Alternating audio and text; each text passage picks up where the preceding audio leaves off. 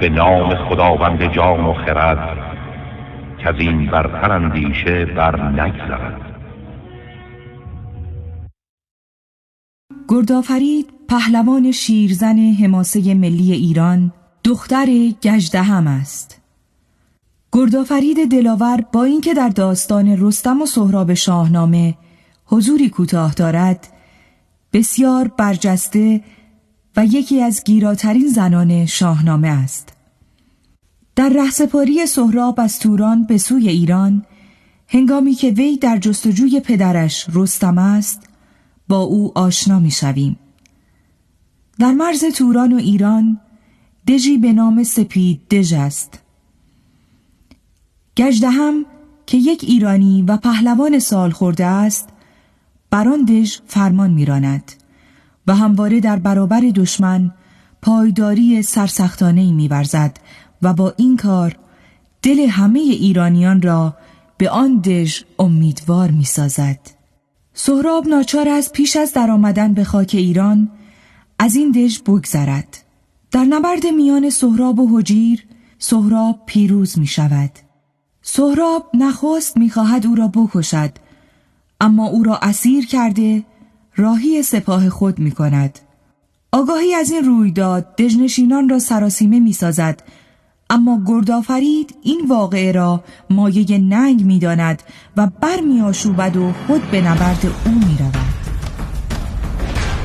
سهراب برای رویارویی آن شیرزن به رزمگاه در می‌آید و نبرد میان آن دو در می‌گیرد.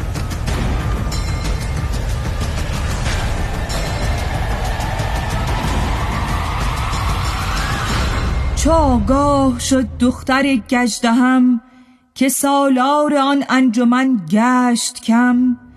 زنی بود برسان گردی سوار، همیشه به جنگ اندرون نامدار.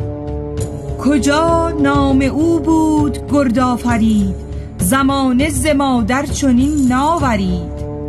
چنان ننگش آمد ز کار هجیر، که شد لاله رنگش به کردار قیر.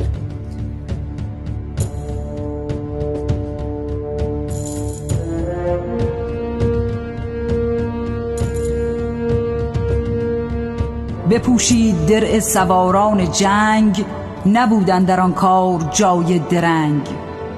فرود آمد از دژ به کردار شیر، کمر برمیان باد پایی به زیر. به پیش سپاه اندر آمد چو گرد، چو رعد خروشان یکی ویله کرد. که گردان کدامند و جنگاوران، دلیران و کارآزموده سران. چو سهراب شیراوژن او را بدید، بخندید و لب را به دندان گزید. بیامد دمان پیش گردآفرید، چو دخت کمندافگن او را بدید. کمان را به زه کرد و بگشاد بر، نبد مرغ را پیش تیرش گذر. به سهراب بر تیر باران گرفت، چپ و راست جنگ سواران گرفت.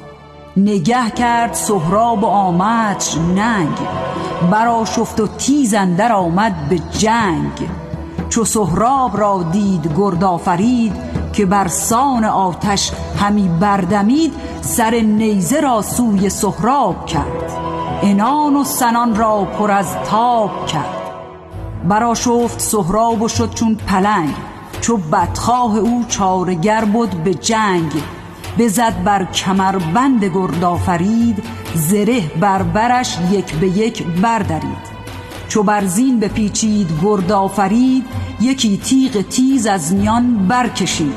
بزد نیزه او را به دو نیم کرد، نشست از بر اسپ و برخاست گرد. به آورد با او بسنده نبود، بپیچید از او روی و برگاشت زود. سپهبد عنان اژدها را سپرد، به خشم از جهان روشنایی ببرد. چو آمد خروشان به تنگ اندرش، بجنبید و برداشت خود از سرش. رها شد ز بند زره موی او، درفشان چو خورشید شد روی او. بدانست سهراب کو دختر است، سر و موی او از در افسر است. شگفت آمدش گفت از ایران سپاه، چون این دختر آید به آوردگاه. بدو گفت که از من رهایی مجوی، چرا جنگ جویی تو ای ماه روی؟ نیامد به دامم بسان تو گور، ز چنگم رهایی نیابی مشور. بدانست کاویخت گرد آفرید، مران را جز از چاره درمان ندید. بدو روی بنمود و گفت ای دلیر، میان دلیران به کردار شیر. دو لشکر نظاره بر این جنگ ما، بر این گرز و شمشیر و آهنگ ما. کنون من گشایم چون این روی و موی، سپاه تو گردد پر از گفتگوی. که با دختری او به دشت نبرد، بدینسان به ابر اندر آورد گرد. کنون لشکر و دژ به فرمان توست، نباید بر این آشتی جنگ جست. اینان را بپیچید گرد آفرید، سمند سرافراز بر دژ کشید.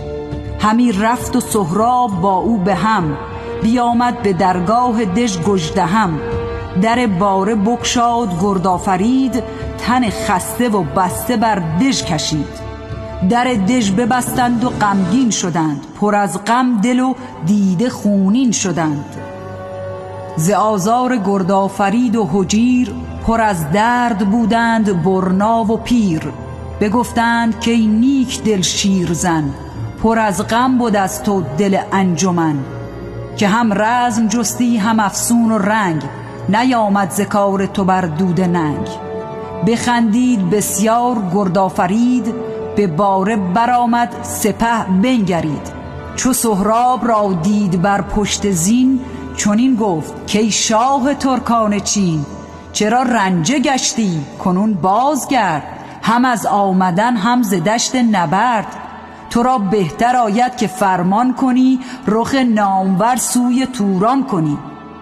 نباشی بس ایمن به بازوی خیش، خورد گاو نادان ز پهلوی خیش.